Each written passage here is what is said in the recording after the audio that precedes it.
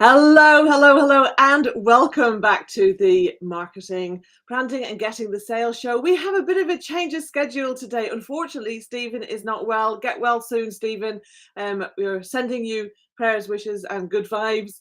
And so we got to change the topic. Instead of talking about how to confidently deal with sales objections, which we will do next week, as long as Stephen is better, I'm sure he will be by then. Instead, we're going to talk about how to run a Black Friday promotion without discounting or devaluing your products and services. So we're excited to get into that today. But before we do, let's do some quick intros. So Jess, over to you. Yes, so good morning everyone. For those of you that maybe have not heard me, well, not seen me before, my name is Jess. I'm a brand consultant and designer. And as soon as I say brand, you might think, my logo is completely fine. I don't need any help with that. But actually your logo is only 16% of your brand. There's 84% and more that your brand needs to stand out, get the right people within your business, whether it's working for you, becoming customers. And not just any people that will be there a long time, people that will be loyal towards your brand. So that's how I help my businesses and my clients. If you want some hacks, some quick brand hacks on how you can do that within your business, then please drop me a message, drop a comment, and I'll send you a link to download a free guide. Great. Thank you very much, Jess. If you haven't met me before, my name is Doyle. I'm a business strategist and coach, and my business is called Creative Flow. And that's what I want to do, is help business owners to achieve creative flow while building a business that they could sell tomorrow, but probably don't want to because they're having fun running their business. They and team members are in creative flow. It's highly profitable and they get to make a bigger impact in the world. Now, if you would like to have a session where I can show you how you can double your profits, and I can do that using proprietary software in only a few minutes, then comment below or send me a DM and I will show you how to do that. Okay, so let's dive into today's topic. So, right, how to run a Black Friday promotion without kind of discounting and devaluing your services. Jess, have you ever purchased something and then later on seen exactly the same thing on sale and been like gutted that, like, oh no, why didn't I wait for the sale? Only recently, I'll tell you the story behind it. I hate buying new outfits and new dresses and things like that. I like to use what I've already got in different ways. I like to get secondhand and things like that. But I've got an event on Thursday. It's an awards night, and I'm actually up for an event myself. So I thought, okay, I need something new. I need something fancy. So I've been having a look at secondhand dresses. I've not found anything that quite fits me. So I found a website where you can hire a dress or hire an outfit. Oh yeah, yeah. I thought, it kind of, it aligns with my, values and kind of, why I don't want to buy a new one anyway.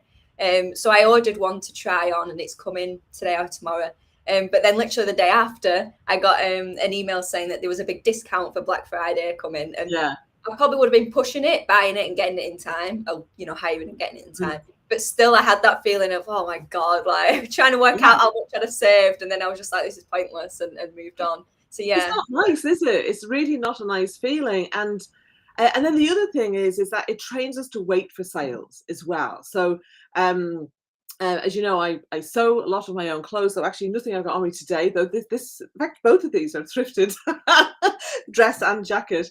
But the like patterns can be really expensive, right? So like in the US, there's a chain store called Joann's that sells fabric and patterns and all the trimmings and things, and they have sales where they will sell patterns for like $1.99 each. Well, typically a pattern is usually kind of 15 to 25, even 30 pounds or dollars. I mean, they tend to be cheaper in America, but in the UK, especially printed patterns, are really expensive. So anyway, one of my favorite designers brought out a new dress, and I was like, oh, I have to have that dress. And I was looking at the size ranges, and because I'm on a mission to reduce in weight, I was like, do you know what? I think I can just about squeeze into the size range, but I don't think I would make. It's got amazing complicated bodice on it. It's beautiful. It'd be fabulous to go to this do that you're talking about, actually. But I thought, I'm going to get it. I'll be able to make the skirt to start with. And then once I get to my ideal weight, I'll make the whole thing, because I don't want to make it and then have to alter it, because that would be a nightmare. It's got boning and everything. And so my immediate thought was, well, I'm not going to buy it now. And in fact, my husband's getting it as part of my Christmas present. But you know, I've actually messaged him this morning to say, oh, they have a Black Friday sale on, because we said, well, let's wait because there's particular fabric I want and this pattern, and so hopefully the fabric will have a Black Friday discount as well. But it's like that's caused me to wait, you know, because I know, oh, hang on, Black Friday is coming up. They usually do a sale, so they've lost out on that extra profit, you know, because of that. I feel a bit mean now saying that, don't I? However, I do spend a lot of money with them, so I'm not going to feel mean. But I think as well, just to throw another perspective in there on the brands that are kind of anchoring against this. So price-led brands will, you know, be fueled off offering discounts and things like that. And price-led brands will do it really successfully, but they won't wait for an excuse to do that. They'll make sure they can communicate all year round. So you've got McDonald's are always communicating low prices and, you know, comparing the prices between other things. SES, is it? SES that will always have a, you know, a kind of clearance sale on. And there's a lot of fashion shops in, you know, in the malls and stuff that are always like closing down soon, quick, come and get everything, you know, that you can. So there are brands and there are businesses that anchor against it, don't they? But they don't wait for certain periods, so then they're not getting them peaks and troughs. Exactly, yeah, and this is really key. And thank you for the compliment, Chris. Yeah, great topic to discuss. Indeed, yeah. I mean, look, you know, you can utilize this for your own benefit, you know, by waiting until businesses have got sales and utilize that. But there's three big problems really in discounting at this time of year or any other kind of sale time of year. So number one is like, just like we talked about, like Jess, like how does it make your regular clients feel? You know, they've missed out, they bought at full price, and then all of a sudden, you know, Johnny come lately's come along and get a discounted price, and it's like, oh, that's not really fair, you know. The second big issue, which is huge, is that discounting erodes your margins, right? Your profit margins. You could actually run a sale and end up worse off than if you'd not run the sale at all. So let me just share this with you, right? So imagine if you had something that you sold for £1,000, and say your cost of sale, like the cost of producing or delivering that product or service, is £500, and so that would leave you with £500 profit, right? But say that you discounted, and for a lot of people, they won't act, it won't prompt them to take action unless you're discounting a good kind of 40-50%. Okay, so like I have come across so many offers, it's like 10%, 15%. I go, yeah, no, I'm not quite ready yet. I'll wait. It's not enough of a discount to make me want to actually take action. So let's say 40%, right? So now you're selling for £600, but your cost of producing that is still £500. Okay, your profit's now only £100. So you're actually going to have to sell 5 times as much to make the same profit. Is your sale going to generate that volume? Now, obviously, you need to work out the numbers for your product or for your service. But, you know, you've got to look at, well, is it worth me doing this? Am I even going to break even, or am I actually going to, you know, go far more, you know, than you wanted? And then the third part is what I referred to earlier, is that you actually erode your profits all year round because people hang back and they wait until you have a sale before buying. You know, I mean, I have tons of patterns. I'm not going to use this pattern, I know, until probably the springtime. So I might make a winter dress with it now that I'm getting it for Christmas. But otherwise, I'd be quite happy to wait, you know, wait for a sale to come along. So, you know, why buy it now? I was really excited when it came out and it was launched, but I didn't need it right then. I've got a long list of sewing plans. I don't need it now. So, you know, this works all year round against you when people wait. And I see it in Facebook groups, you know, and on Instagram comments and that, where people will talk about, oh, I'm going to get this, but I'm just waiting for the next sale to happen. Okay, so here's what you can do instead, right? And actually, I'm doing this week. So, oh, I don't know if my face is frozen, but it looked like it did on my video screen, and I was kind of going like this. Anyway, never mind. As long as you can hear me, that's the key thing. Yeah, So I didn't know if it was my internet that was just freezing every now and again as well. So I don't know if it's I'm not sure. Yeah, an I'm overall not thing, sure. but yeah, we can hear you. Exactly. So number one is like, don't discount your regular products or services. Okay. So you can either just not discount them at all, or you can use some of the other strategies that I'm talking about. Okay. So number two is to use Black Friday and other promotional times to offer something that you've not done before. And this is what I've actually done. Right. So I have, and I've got a kind of sneak peek available right now. In fact, I'll just pop it into the chat so people can have a look at what I'm talking about. Just bear with you a moment. Yeah, actually, can I put it on here? No, I'm trying to do it so that I could do it on LinkedIn, because I think that's where most viewers are. So just bear with me one moment. Here we go. LinkedIn comments. Okay, so it's basically creativeflow.tv/IGR. And so you're going to see the strategies that I'm talking about on that page, right? So here's what you want to be doing is like, this is something that I have not ever done before. It's not something I've offered before. It's a new coaching program. So the programs that I do tend to be very holistic, comprehensive, in-depth. Okay, so I do 90-day planning. We're setting vision. We're doing all the flow stuff. We're doing accountability calls. We're doing office hours. In one-to-one coaching, that would be translated into working one-on-one to help create the messaging and the what's going on, what it is that they're putting out there. So this is different. This is unlimited one-to-one laser coaching sessions. So they're up to 15 minutes long. And so I've never worked in that way on a one-to-one basis before, and they're unlimited. Okay, so what I'm doing is that you basically, as long as you've completed your actions from the last call, you can book your next call. Now, for some people, they might be quite frequent. For other people, they might only do 1 or 2 a month, or even less. It's going to vary. So I'm just doing something that's very different. Okay, so the people who are in my group coaching programs, the people who are in private coaching, they're going to look at that and go, well, no, I get all this stuff and I like working in this way. So they're not going to feel bad that I'm offering something like this. Okay. And that's important to me because I want my clients to feel good. Right. So, so you've got to be able to do it in such a way that your clients can't kind of unpick your offer and compare it to your standard way of doing business. So sometimes people will bundle things together.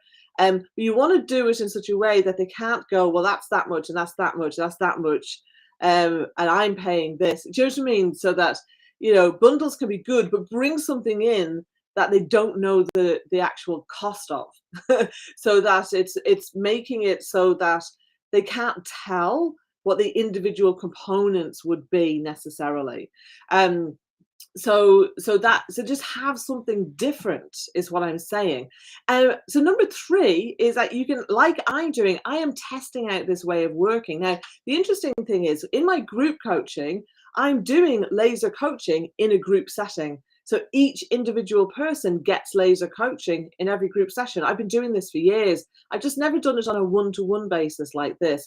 And I want to see, how do I enjoy it? So I tend to balance my group coaching and my one-to-one coaching. If I only did one-to-one coaching, I actually kind of plateau. It's not that it's out of flow for me, because I love the depth of diving in, to one-to-one, but it's just something about having a one-on-one call over and over and over and over again. But this is different. It's like, it's 15 minutes, it's in, out, so I want to test doing this to see how that works, right? So you can do that. So you can test out ways of working you might not have done before. You could test out if you're a product-based business, you could test out different products that you've never sold before, whether they're ones that you produce or whether they're ones that you buy in that complement your existing offering. So that's the first 3 points. I have another 3, But before I go any further, Jess, what's your thoughts on what I've been sharing here so far? Yeah, I think well, what will come into mind was Sky over they're really good at the minute now with it, but not just like on Black Friday and special offers, but over the years they'd give new customers, like banks do this as well, don't they? Over the years they'd give new customers all these incentives and not really look after the loyal customers. So over time it became kind of a thing where people would cancel and then come up again as a new customer, and kind of you won't have that loyalty because people will be jumping up and down. Change that model at the minute now, but that's coming to mind, you know, when you're offering these new things to these new people, you've got to make sure your loyal customers are happy as well. So whether you have another incentive for your loyal customers or something like that to kind of bring them up and make them feel special, or a sneak preview to something. But yeah, looking at how can you look after both and what can you do for both. So yeah. Definitely. Yeah, I've like there's I just think there's so much that we can do without devaluing our offering, because this is the problem, is that when people buy something at X amount, they don't ever want to pay X plus. And in that's anchored in their minds as how much that is worth now, because you've discounted it, you basically devalued it. And this is a conversation I often have with business owners around their pricing, where, you know, if they get into a negotiation with a client, you know, it's like, I never offer discounts. You know, if somebody can't afford what I do, that's okay. Maybe there's a lower priced offer that they could get instead. It might not have everything they want, but it will help them to a certain extent to get to the point where they then can afford it, or they can choose to work with somebody else. You know, they've got to do whatever is best for them. But the moment, like if I started negotiating and discounting what I do, then people are left going, well, why was she charging that higher price in the first place? It wasn't worth it. You know, that she's prepared, or maybe she's desperate because she's going to do it for this, you know. And I think where, you know, I think it's important to make sure that you are really valuing your own offers, you know, to make this work really for you. Okay, so number 4 is to try out different pricing models. Now, if you scroll down to the, in fact, you know what I'm going to do? I am going to share the page. Let me just, because I want to show how this works. Let me, nope, hang on a second. Nope. Sorry, that wasn't what I meant to do. I was trying to copy the link, but it won't let me. Let me just type this out again. Okay, so what I'm doing is I'm doing a model that, like, I'm only offering 5 places for this program because, as I said, it's a test, and also I'm conscious of my availability. I want to make sure that people can book in when they want to. Yeah, I'm just scrolling down to where we have the pricing model.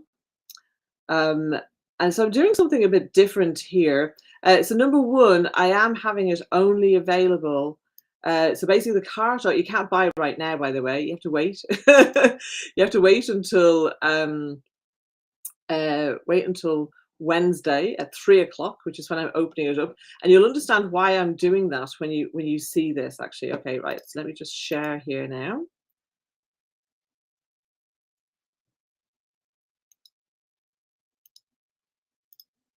Okay, right. So, okay, so you see there's some bonuses and things. They're always a good idea. You can see cart opens Wednesday, 23rd. So I've got basically 1 place at each investment level. Okay. Now, I like to work with business owners who are able to make decisions, that they're not going to take weeks to think about something. Now, certain profiles might need to take a day or 2, and I've actually sent this out to my newsletter list early to allow people to look at it. There's quite a lot of information on the page explaining how it all works. So all of that is on the page, right? So people can have a look at that, but they can't buy until Wednesday at 3 o'clock. Why 3 o'clock? Well, I have quite a large audience in the States and Canada. So I wanted to make sure it was fair for them, that if they wanted to do this, they could, you know, hop on or whatever 3 o'clock is in their time and be able to have access to the first ones. You can see here, I've got 1 button for each price point. There's only 1 slot available at that. So it's a kind of it's a graduating pricing model. So you can play with pricing models and have things work differently for you, and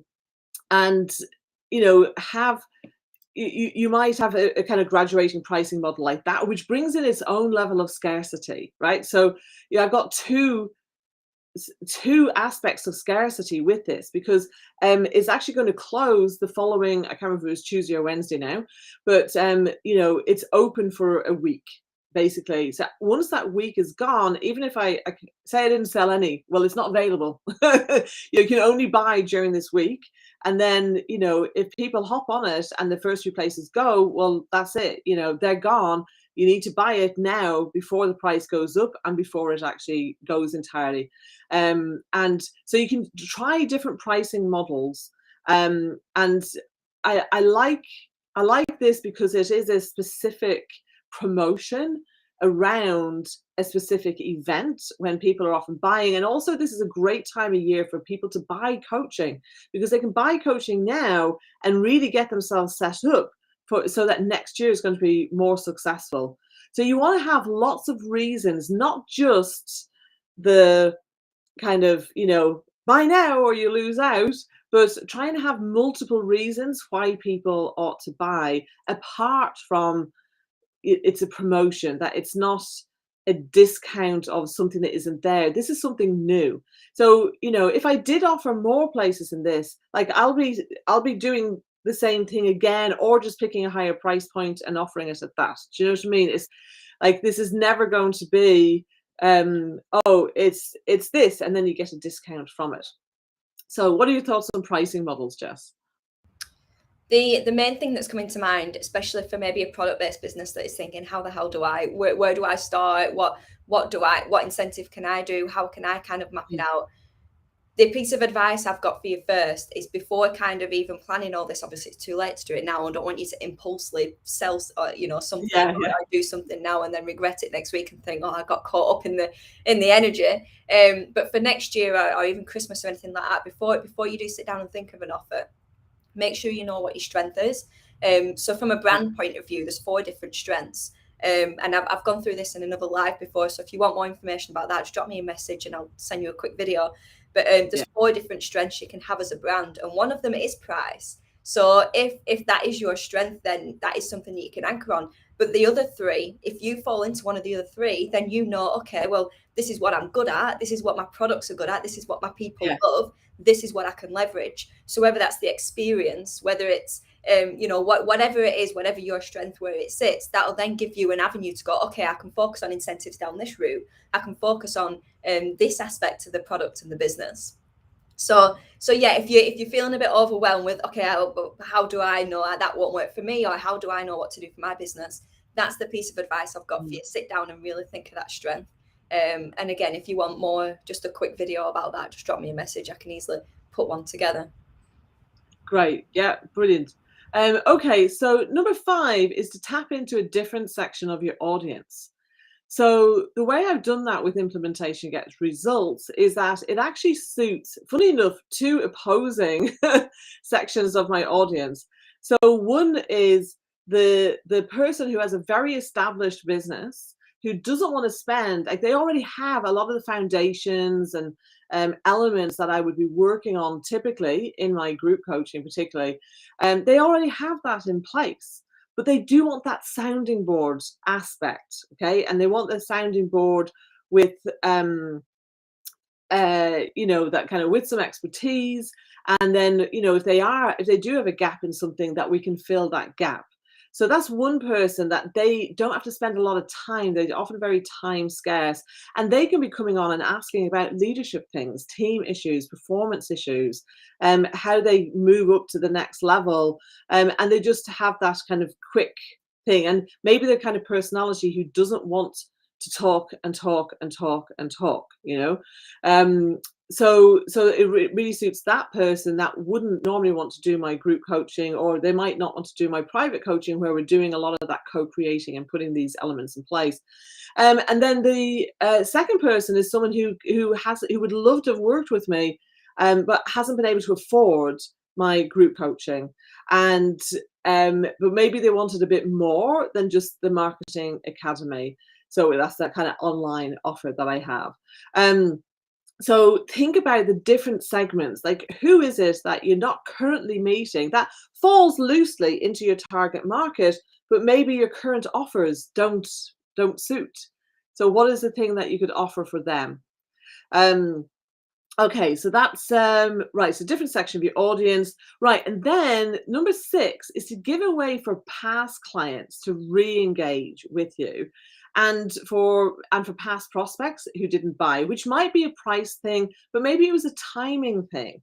So by actually having something that's different out there, you're going to spark that conversation, and it may be that you want to contact people individually to do that. Now, if you're in a service-based business, then great. Or if you're in a larger priced, higher priced product-based business, you could definitely do that.